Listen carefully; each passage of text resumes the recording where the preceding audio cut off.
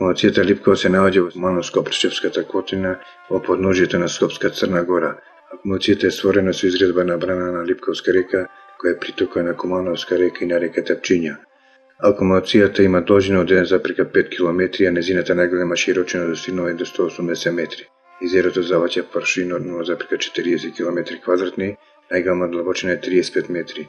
Ова акумулација формира акумулационен простор кој возможува заедно со водната акумулација глажња преку хидросистемот Липково постојан протек на вода за градот Куманово и за индустријата.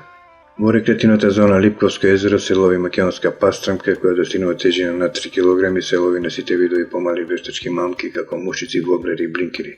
Езерото изобилува со краповидни риби како крап, клен, белвица, лињак, црна балканска мрена, црна перка, попадика и сколос.